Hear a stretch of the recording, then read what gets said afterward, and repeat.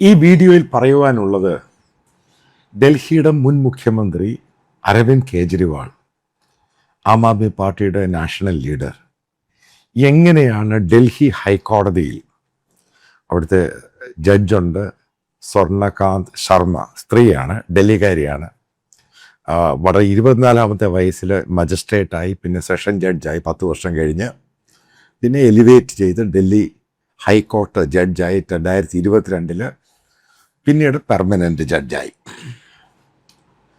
അപ്പം Indian media അല്ല ഇത് റിപ്പോർട്ട് ചെയ്യുന്നത് കൂടുതലും, ഇന്ത്യൻ സോഷ്യൽ മീഡിയയിൽ. കാരണം നിങ്ങൾക്ക് അറിയാം, ഹൈക്കോടതിൻ്റെ പ്രൊസീഡിങ്സ് എല്ലാം ലൈവായിട്ട് കിട്ടും. അത് ഇന്ത്യൻ സോഷ്യൽ മീഡിയയിൽ പോകുന്നൊരു പോക്കുണ്ട്, അതൊരു ഭയങ്കര വൈറൽ തരംഗമായിട്ടങ്ങ് മാറി. ആദ്യമായിട്ടാണ് മോദി സർക്കാർ അധികാരത്തിൽ കയറി, അല്ലെങ്കിൽ ചരിത്രത്തിൽ ആദ്യമായിട്ടായിരിക്കും ഇന്ത്യക്ക് സ്വാതന്ത്ര്യം കിട്ടിയ ശേഷം ഒരു സെർവിങ് ജഡ്ജിൻ്റെ മുഖത്ത് നോക്കി ഒരു അഡ്വക്കേറ്റ് അല്ല പറയുന്നത്, എൻ്റെ വിക്ടിം അരവിന്ദ് കെജ്രിവാൾ എക്സൈസ് പോളിസിയുമായി ബന്ധപ്പെട്ട ട്രയൽ നടന്നു.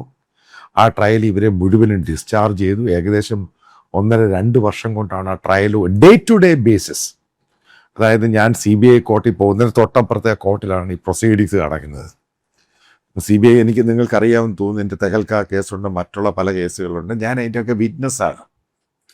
അപ്പം ഈ CBIയുടെ ചില ഓഫീസേഴ്സ് എൻ്റെ ഈ കോർട്ടിൽ ആയിട്ട് അപ്പിയർ പോകുന്ന പല ആ ടീമിലുള്ളവർ തന്നെയാണ് അവിടെ പോകുന്നത്.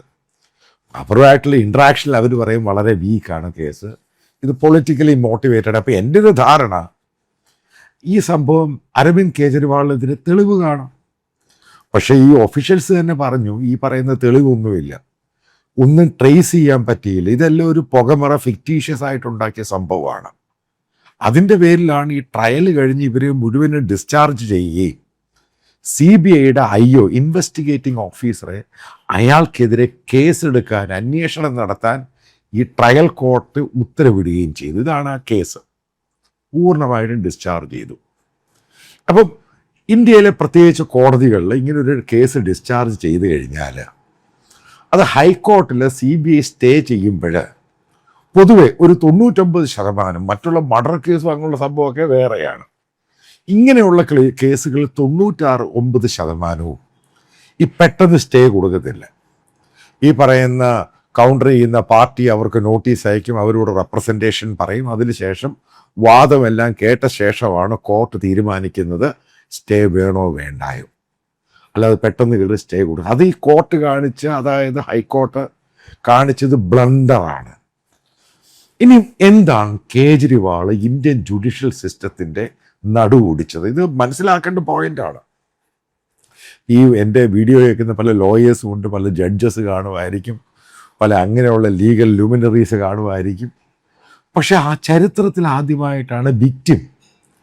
അപ്പം അയാൾ ഈ പറയുന്ന ഡൽഹി ഹൈക്കോർട്ടിൽ വന്ന് ഈ ആപ്ലിക്കേഷൻ കൊടുത്തിട്ട് വാദിക്കുകയാണ്. നേരത്തെ ഇതേപോലെ സംഭവം ഉണ്ടായി, ഒരു ഹൈ പ്രൊഫൈലിൽ മമതാ ബാനർജി ഇന്ത്യൻ സുപ്രീം കോർട്ടിൽ പോയി സുപ്രീം കോടതി ചീഫ് ജസ്റ്റിസിൻ്റെ ബെഞ്ചിന് മുമ്പിൽ വാദിച്ചു.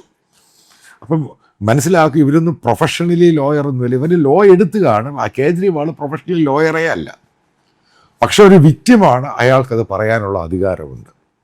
അത് കേട്ടുകൊണ്ടിരുന്ന ഈ പറയുന്ന സ്വർണകാന്ത് ശർമ്മ എന്ന് പറഞ്ഞ ജഡ്ജിൻ്റെ അവരുടെ ബോഡി ലാംഗ്വേജ് അത് കാണുമ്പോൾ നിങ്ങൾക്ക് മനസ്സിലാവും അവർ പെട്ടുപോയി. അത് അവർ മാത്രമല്ല പെട്ടുപോയത്, ഇന്ത്യയുടെ ജുഡീഷ്യൽ സിസ്റ്റത്തിനുണ്ടായ ഏറ്റവും വലിയ അപമാനത്തിൻ്റെ ദിവസമാണ് ഈ പറയുന്ന ഡൽഹി ഹൈക്കോർട്ടിലുണ്ടായത്. പെട്ടുപോയി. എന്താണ് കേജ്രിവാൾ പറഞ്ഞത്? എന്തുകൊണ്ടാണ് ഈ ജഡ്ജ് മാറണം, റീക്യൂസ് ചെയ്യണമെന്ന് പറഞ്ഞതിൻ്റെ കാര്യം എന്താണ്? അയാൾ കാര്യകാരണ സഹിതം അങ്ങോട്ട് വിവരിച്ചു കൊടുത്തു. ഏകദേശം 40,000 പേജുള്ള ചാർജ് ഷീറ്റ്. ഈ ചാർജ് ഷീറ്റ് എവിടെയും നോക്കാതെ പ്രൈമാ ഫേസി ഉണ്ടെന്നും പറഞ്ഞുകൊണ്ട് ഈ ജഡ്ജ് സ്റ്റേ കൊടുക്കുന്നു. അതാണ് അബദ്ധമെന്ന് പറയുന്നത്. അതായത് ബ്ലണ്ടർ കാണിച്ച ജഡ്ജ്. അത് കഴിഞ്ഞ് കേജ്രിവാൾ ഉന്നയിക്കുന്ന ചില സംഭവങ്ങളുണ്ട്. ഈ ജഡ്ജ് ഏകദേശം 4ഓളം പ്രാവശ്യം ഡേറ്റ് ഉൾപ്പെടെ RSS അഫിലിയേറ്റഡ് ആയിട്ടുള്ള ലോയേഴ്സിൻ്റെ സംഘടനയുണ്ട് ഡൽഹിയിൽ. അവർ വളരെ ആക്റ്റീവാണ് ഈ സംഭവം, കാരണം BJP ആണ് അധികാരത്തിലിരിക്കുന്നത്.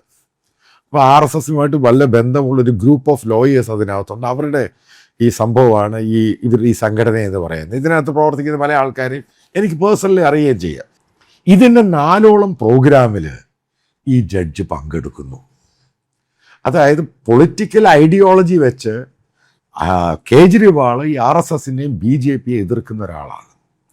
അപ്പം ഈ പറയുന്ന ജഡ്ജ്, അതായത് കേജ്രിവാളിൻ്റെ സ്റ്റേ ഓർഡറും അതായത് ഫർദർ കേൾക്കാൻ പോകുന്ന ജഡ്ജ് 4ഓളം പ്രാവശ്യം ഇതിൽ അറ്റൻഡ് ചെയ്തു. അതുമായിട്ട് ബന്ധപ്പെട്ട എൻ്റെ ഒരു കാര്യം ഞാൻ പറയാം. നാരദ കേസുമായി ബന്ധപ്പെട്ട് കൽക്കട്ട ഹൈക്കോടതിയിൽ കേസ് നടക്കുകയാണ്. അപ്പോൾ അവിടുത്തെ ചീഫ് ജസ്റ്റിസിൻ്റെ ബെഞ്ചാണ് ഈ കേസ് കേൾക്കുന്നത്. നിങ്ങൾക്കറിയാം, മമതാ ബാനർജിയാണ് അവിടെ ഭരിക്കുന്നത്. അപ്പോൾ ആ സുപ്രീം കോർട്ട് ആ ഹൈക്കോടതി ചീഫ് ജസ്റ്റിസ് ഈ അതിൻ്റെ വിധി പ്രസ്താവിക്കുന്നതിന് മുമ്പ് എൻ്റെ ലോയറായിരുന്ന ബിക്രം ഭട്ടാചാര്യ, അതേപോലെ തന്നെ അർണബ ഘോഷ്, 2 സീനിയർ ലോയേഴ്സാണ്, അറിയപ്പെടുന്ന കൽക്കട്ടയിലെ വളരെ സീനിയർ ലോയേഴ്സാണ്. അവർ ഈ പത്രമെടുത്ത് ഈ ജഡ്ജിനോട് കാണിച്ചു, നിങ്ങൾ ഇതിലൊരു അക്യൂസ്ഡുമായിട്ട്, അതായത് ഞാൻ ഈ പറയുന്ന ഈ എൻ്റെ കയ്യിൽ നിന്നും പണം വാങ്ങിയ TMCയുടെ നേതാക്കളുടെ കൂടെ, അവരുടെ കൂടെ ഈ ജഡ്ജ്മെൻറ്റ് കൊടുക്കുന്നതിനും 4 ദിവസം മുമ്പ് ഒരു സ്റ്റേജിൽ പങ്കിടുന്നു. അവരടുത്തിരിക്കുന്ന ഒരു സ്റ്റേജിൽ ഒരു പ്രോഗ്രാമിൽ പങ്കെടുക്കുകയാണ്.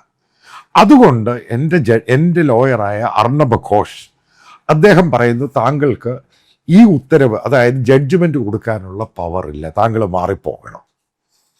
പെട്ടെന്ന് ആ ജഡ്ജ് ചൂടായി. അയാൾ ആ സംഭവം അത് വിട്ടിട്ട് പോയി. ആ ജഡ്ജ്മെൻറ്റ് കൊടുത്തില്ല. പിന്നീട് പുതിയ ജഡ്ജ് വരികയാണ്. അതിനുശേഷം അവരാണ് എൻ്റെ കേസുമായി ബന്ധപ്പെട്ട് എനിക്ക് അനുകൂലമായിട്ട്, അതേപോലെ TMCക്കും ഈ പറയുന്ന അക്യൂസ്ഡ് ആയിട്ടുള്ള ഇന്നത്തെ പല BJP നേതാക്കൾക്ക് എതിരായിട്ടുള്ള ജഡ്ജ്മെൻറ്റ് വരുന്നത്. ഇതെങ്ങനെയാണ് ഇന്ത്യൻ ജുഡീഷ്യൽ സിസ്റ്റം അങ്ങനെയാണ് വർക്ക് ചെയ്യുന്നത്. അപ്പോൾ ഇവിടെ 4ഓളം പ്രാവശ്യം പങ്കെടുത്ത ഈ ജഡ്ജ് സ്വർണ്ണകാന്ത് ശർമ്മ, അവർക്കെങ്ങനെയാണ് കേജ്രിവാളിനെതിരെ ഉത്തരവ് കൊടുക്കാൻ പറ്റുന്നത്? അടുത്ത ചോദ്യം, കേജ്രിവാൾ ചോദിച്ചൊരു ചോദ്യമുണ്ട്. ഈ ജഡ്ജിൻ്റെ 2ഓളം മക്കൾക്ക് ഡൽഹി ഗവൺമെൻറ്റിൻ്റെ BJPയുടെ പല ഗവൺമെൻറ് പറ്റി, അതായത് 2 ലോയേഴ്സാണ്. ഇവർക്കെങ്ങനെയാണ് സ്റ്റാൻഡിങ് കൗൺസിലായിട്ട് പെട്ടെന്ന്, ചെറിയ പ്രായമാണ്, ഇവർക്കെങ്ങനെയാണ് പെട്ടെന്ന് കിട്ടിയത്? അതായത് BJPയുടെയും ഭരിക്കുന്ന പാർട്ടിയുടെ ഇൻഫ്ലുവൻസ്.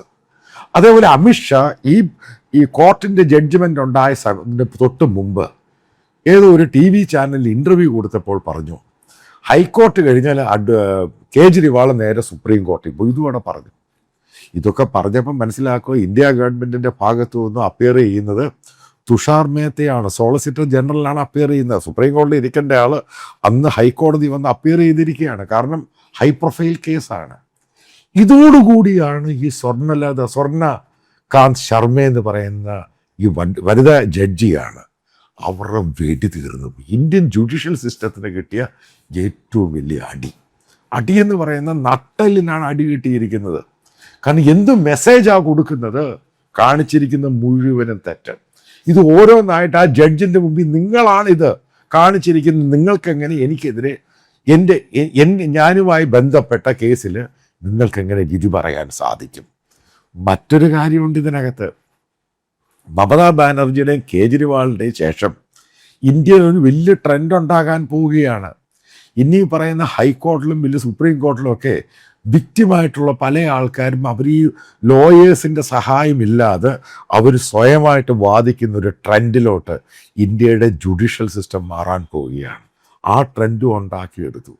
അത് വലിയൊരു ട്രെൻഡാണ്. ഇപ്പം നേരത്തെ 2 മുഖ്യമന്ത്രി ആയിരിക്കുന്ന മമത, പിന്നെ മുൻ മുഖ്യമന്ത്രിയായ കേജ്രിവാൾ, അതേപോലെ യോഗേന്ദ്ര യാദവ് അപ്പിയർ ചെയ്തിട്ടുണ്ട് ഇലക്ഷൻ കമ്മീഷനുമായി ബന്ധപ്പെട്ട്. ഇനി ഇതേപോലെ പല ആളുകളും ഈ സംഭവങ്ങളൊക്കെ വെൽ സ്റ്റഡി ചെയ്തിട്ട് അവരുടെ കേസ് പോയി കൃത്യമായിട്ട് അങ്ങ് പ്രസൻറ്റ് ചെയ്താൽ മതി. ഈ ലോയേഴ്സിൻ്റെ ആവശ്യമില്ലാതാകും. ഇതോടുകൂടി ഒരു പുതിയ ചരിത്രമാണ് ഇന്ത്യയുടെ ജുഡീഷ്യൽ സിസ്റ്റത്തിൽ ഉണ്ടാകാൻ പോകുന്നത്. ഇന്ത്യൻ ജുഡീഷ്യൽ സിസ്റ്റത്തിനകത്ത്, അതായത് ഒരു വലിയ ഫെറ്റർണിറ്റിയാണ് ഇന്ത്യൻ ജുഡീഷ്യൽ സിസ്റ്റം എന്ന് പറയുന്നത്. വളരെ നല്ല രീതിയിൽ പോയിക്കൊണ്ടിരിക്കുന്ന ഒരു ഇൻസ്റ്റിറ്റ്യൂഷൻ, അതിന് കിട്ടിയൊരു അടി തന്നെയാണ്. അതേപോലെ നിങ്ങൾക്കറിയാം, ഛത്തീസ്ഗഡുമായി ബന്ധപ്പെട്ട് ഒരു തെറ്റായ ജഡ്ജ്മെൻ്റാണ് സുപ്രീം കോർട്ട് പുറപ്പെടുവിച്ചത്. അതായത് ഒരാൾ മതം മാറി, അല്ലെങ്കിൽ വേറെ റിലീജിയസ് ഇതിൽ പോയി, അയാളെ ആ ഗ്രാമത്തിൽ കയറ്റണ്ട എന്നും പറഞ്ഞുകൊണ്ട് അവിടുത്തെ ലോവർ കോർട്ടും അവിടുത്തെ പോലീസും ഹൈക്കോർട്ടും പറയുന്നു. അത് സുപ്രീം കോർട്ടിൽ വന്നു കഴിഞ്ഞപ്പോൾ ഇന്ത്യൻ ഭരണഘടനയ്ക്ക് യാതൊരു വാല്യൂ ഇല്ല.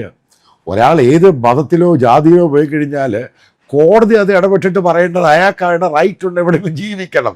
നേരെ തിരിച്ചു പറഞ്ഞു. അതായത് വരാൻ പോകുന്ന ദിവസങ്ങളിലൊക്കെ ഇന്ത്യൻ ജുഡീഷ്യൽ സിസ്റ്റത്തെ വല്ലാത്ത രീതി ചലഞ്ച് ചെയ്യാൻ പോവുകയാണ് ഈ ഒരു എക്സാമ്പിളോടുകൂടി ഈ പല കേജ്രിവാളിൻ്റെ ആണെങ്കിലും മമതാ ബാനർജിയുടെ ഇഷ്യൂവിനോടുകൂടി തെളിയുന്നത്. അതായത് ഇന്ത്യൻ ജുഡീഷ്യൽ സിസ്റ്റം ബയസ്ഡ് ആണെന്നുള്ള ധാരണ ജനങ്ങളിലോട്ടുണ്ടായി. അതായത് പല നിഷ്പക്ഷരായിട്ട് BJPയെ സപ്പോർട്ട് ചെയ്യുന്നവർ പോലും ഇതൊക്കെ കണ്ടിട്ട്, കാരണം ജുഡീഷ്യൽ സിസ്റ്റം എന്ന് പറയുന്നത് നമ്മുടെ അവസാനത്തെ ഒരു ആശ്രയമാണ്.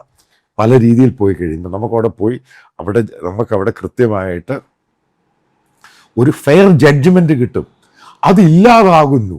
ആ ഒരു ധാരണയെന്ന് പറയുന്നത് പൊതുജനങ്ങൾക്കുള്ളിൽ വല്ലാത്ത ഭയം സൃഷ്ടിക്കും. അതായത് സുപ്രീം കോടതിയുടെ പഴയ ഛത്തീസ്ഗഡുമായി ബന്ധപ്പെട്ട ജഡ്ജ്മെൻറ്റും അതേപോലെ കേജ്രിവാളിനെതിരെയുള്ള സംഭവങ്ങളും. ഇപ്പം ഞാൻ ഇതിനകത്ത് കേജ്രിവാളിനെ വെള്ളപൂശുകയൊന്നുമല്ല, കേജ്രിവാളിനെ എതിർത്തൊരാളാണ്. പക്ഷേ ഇന്ത്യയുടെ ഒരു ട്രയൽ കോർട്ട് പറയുന്നത് ഇത് മുഴുവനും ഫാബ്രിക്കേറ്റഡ് ആണ്, ഇതിനകത്ത് ഒരു സംഭവമില്ല എന്ന് പറഞ്ഞു കഴിഞ്ഞാൽ പിന്നീട് അതിൻ്റെ അകത്ത് എന്ത് പൊളിറ്റിക്സാണ് ഉള്ളത്? അവസാനം കോടതിയല്ലേ തീരുമാനിക്കേണ്ടത്. ആ കോടതി ഒരു സുപ്രഭാതത്തിൽ 40,000 പേജുള്ള ഡോക്യുമെൻറ്റ്സും ചാർജ് ഷീറ്റും എടുത്ത് ദൂരെ വെച്ചിട്ട് പ്രൈമാ ഫേസി സ്റ്റേ കൊടുത്തു കഴിഞ്ഞാൽ പിന്നെ ഒരു സാധാരണക്കാരായ ഞാനും നിങ്ങളും എങ്ങനെയാണ് കോടതിക്ക് ഈ റിലവൻസ് കൊടുക്കുന്നത്? എന്ത് പ്രാധാന്യം പിന്നെ കോടതിക്കുള്ളത്? അത് ഈ ജഡ്ജിമാരും ഇന്ത്യയുടെ ജുഡീഷ്യൽ സിസ്റ്റം അറിഞ്ഞിരിക്കേണ്ടതാണ്. നിങ്ങൾ ഫെയർ ആയിരിക്കണം. അല്ലാതെ പൊളിറ്റിക്കൽ അപ്പോയിൻറ്റോട് കയറി വന്ന് അതിൻ്റെ സംഭവങ്ങളൊക്കെ മേടിച്ചു കഴിഞ്ഞാൽ ഇന്ത്യയിലുള്ള ജനങ്ങൾ നിങ്ങളെ ചോദ്യം ചെയ്യും. അതിൻ്റെ കൃത്യമാണ് കേജ്രിവാൾ എപ്പിസോഡ് ഉണ്ടായിരിക്കുന്നത്. ഇന്ത്യയിൽ മുഴുവനും സോഷ്യൽ മീഡിയയിൽ ഇതങ്ങ് സൂപ്പർ വൈറലായിട്ടങ്ങ് മാറി. ഒരു ഉത്തരവും കൊടുക്കാൻ പറ്റുന്നില്ല ഗവൺമെൻറ്. എന്ത് ചെയ്യാൻ പറ്റും? ഈ കേജ്രിവാൾ പറഞ്ഞ പോയിന്റുകളെല്ലാം ആക്യുറേറ്റ് കറക്റ്റാണ്. അയാൾ തെളിവ് ഉൾപ്പെടെയാണ് കൊടുത്തിരിക്കുന്നത്. ജഡ്ജ് പെട്ടുപോയി. ഈ പറയുന്ന ഈ ജൂനിയറായിട്ടുള്ള ജഡ്ജാണ്, പക്ഷെ അവർ സുപ്രീം കോടതി ജഡ്ജ് വരെ ആകേണ്ടവരാണ്. ഇതോടുകൂടി അവരുടെ ഫ്യൂച്ചർ പോലും ഇല്ലാതായി മാറി. അതായത് മനസ്സിലാക്കുക, ഈ പറയുന്ന നമ്മുടെ ജുഡീഷ്യൽ സിസ്റ്റത്തെ തൊടാൻ പോകരുത്. അവർക്ക് ഫെയർ ആയിട്ടുള്ള ഗെയിം കളിക്കാനുള്ള അവസരം പ്ലാറ്റ്ഫോമുമാണ് ഗവൺമെൻറ് കൊടുക്കേണ്ടത്. പൊളിറ്റിക്കൽ സംഭവത്തിന് വേണ്ടി ജുഡീഷ്യൽ സിസ്റ്റത്തെ മോശമായിട്ട് കൊണ്ടുപോകുകയാണെങ്കിൽ ഇന്ത്യൻ ജനാധിപത്യവും ഇന്ത്യ എന്ന് പറഞ്ഞ മഹാരാജ്യത്തിൻ്റെ അടിസ്ഥാനത്തെയാണ് നമ്മൾ ചോദ്യം ചെയ്യുന്നത്. അതൊരു കാരണവശാലും സമ്മതിക്കാൻ പാടില്ല. കാരണം നമ്മുടെ ഭരണഘടനയെ പിടിച്ചു കുലുക്കുന്ന രീതിയിലാണ് ഈ ഓരോ സംഭവങ്ങൾ നമ്മൾ വായിക്കുമ്പോഴും കാണുമ്പോഴും നമുക്ക് മനസ്സിലാക്കുന്നത്. ഭരിക്കുന്നവർ കൃത്യമായിട്ട് മനസ്സിലാക്കുക, ഭരണഘടനയെ തൊട്ടുള്ള കളിച്ചാൽ നാളെ ഇന്ത്യ എന്ന് പറഞ്ഞ മഹാരാജ്യം കൃത്യമായിട്ട് അതിൻ്റെ ഫൗണ്ടേഷൻ ഷേക്കാകും. അതിൻ്റെ സൂചനകളാണ് കേജ്രിവാൾ എപ്പിസോഡ് ഡൽഹി ഹൈക്കോർട്ടിൽ കാണിച്ചു കൊടുത്തത്.